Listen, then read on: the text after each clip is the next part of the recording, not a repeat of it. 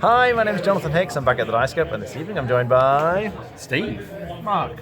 and we just finished playing Azul. Now this is the new version of Azul, the Stained Glass of Sintra, which looks very similar to Azul, and I'm going to assume you already know how to play Azul. I'm just going to kind of tell you how this is different. You can see it looks very similar in the middle, and on your turn you're doing a similar thing where you pick some of the ones from the outside, so I could pick these two for example and ditch those into the middle, or you grab all of one colour from the middle, so I can take all the orange ones for example.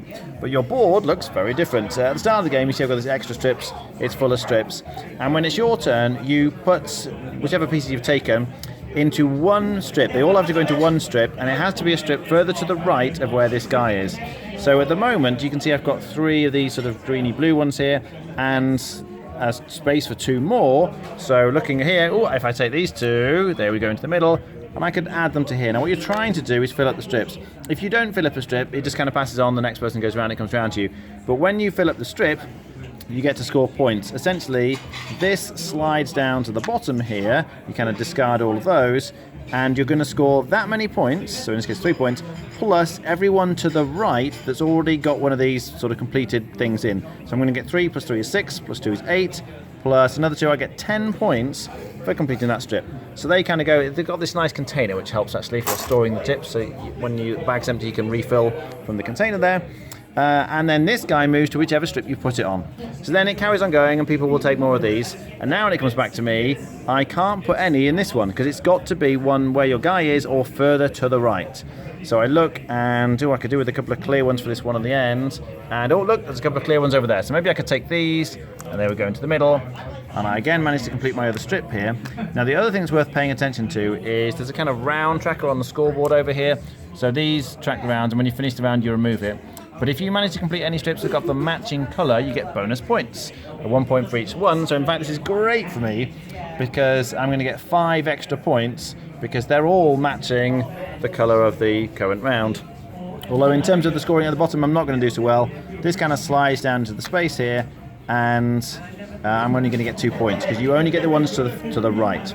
Now the other thing that happens is when you do fill up one of your strips, the first time it fills up you flip the strip over, and then the second time you fill it, when you sort of put one in the bottom slot like that, then this strip actually goes away, which is why you're going to end up with gaps here. Now, you might find after a while, you keep putting these in. As I say, if I put it in this one, this will go to the right here. Well, what do you do if you guys write on the right-hand side and you can't put any more things in? Instead, you can choose to pass, effectively, which means your guy goes all the way back to the left-hand strip, and then it means on your next go, you're sort of free to place them wherever you like. So you're going through getting points, as I say, for completing the strips like this, but there's also a bunch of endgame scoring. There's 2 sides to the board at the bottom. The side we played, effectively you're trying to get as many of these things around these ornaments, I think they call them, in the middle. So you sort of get 10 points if you got 4. In this case I've only got 2 next to this, I'd only get 3 points, but there's a little helpful scoring thing on the side here that shows you how many points you're getting for the different things. And if I quickly flip this over and show you, the B side looks very similar, except you're getting points at the end of the game for every completed stack. So if you've effectively eliminated one of the strips and got 2 there, and then you look and see which colour you have the most of and multiply it by the number of completed bits. So as it stands at the moment, I've got 2 completed sections, and orange is my most, so it'd be 2 times 2, I'd get 4 points at the end of the game if this was my score. So there's a variance in the scoring depending on which side of the board you use, which is quite nice. Most points wins. What do we think? Yeah, it's also a great game, and this feels a very similar niche to it. I think it's different enough in terms of how you're going to play it tactically that I think you could probably own both of them. And after one play of this version, I don't necessarily know which I prefer. It's got that predictability in Azul that you can kind of see what people are going to take on their turn. We played a 3-player game, so I can think he's collecting those colours, he's going to take those 2 oranges, Jonathan's probably going to pass because he's at the end, so I can kind of predict what's going to come back to me. And then in a game like this where you're kind of picking stuff in the middle, kind of kind of predicting what other people do or doing people in slightly is good. It's that sort of thing. It has this negative points track which it kind of compiles up. Every time you take a piece that you can't fit in, rather than losing points off your board, you can move down on this track. So the further you down on this track you go, the more points you're going to lose at the end of the game. So you're like, yeah, I'll go first, I'll move down one on that track. Yeah, I'll take those, I'm going to move down one on that track. But it adds up as the course of the game goes on. It's got enough little tactical decisions that I know I'm going to play this a lot over the coming months. But I think as the owner of the cafe, I'm probably going to have this in the collection as well, because I think they both feel they're both different enough to me for me to want both. Okay, Mark. So I'm going to be on the opposite side for a person at home. I think a lot of people will gain one that they prefer and stick to that one. I think the central mechanism of grabbing from them is identical in both. This one feels looser in the fact that I felt we weren't quite competing quite as heavily. I think we had more options in where you could play stuff, so ultimately you could maybe plan it better and just make sure it's hard to be done in on. You can still be done in badly, but I feel like the original is just a touch more, a lot tighter and a bit more cutthroat.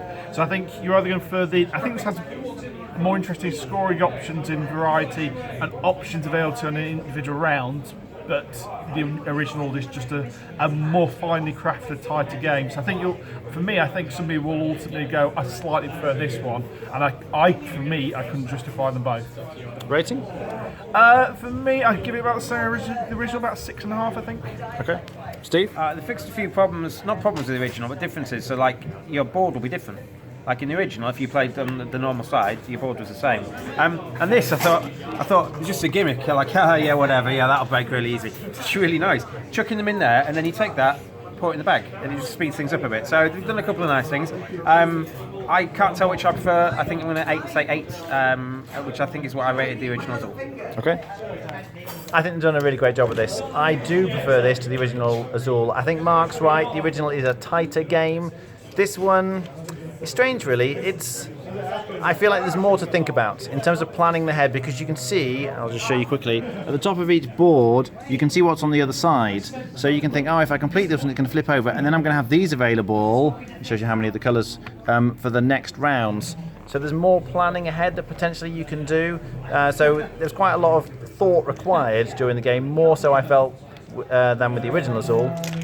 They're both very good, and they fill that kind of family stroke gamer niche really, really well. As I say, it's just personal preference, really. For me, I did prefer this one. I think I'll be on a 7.5 out of 10.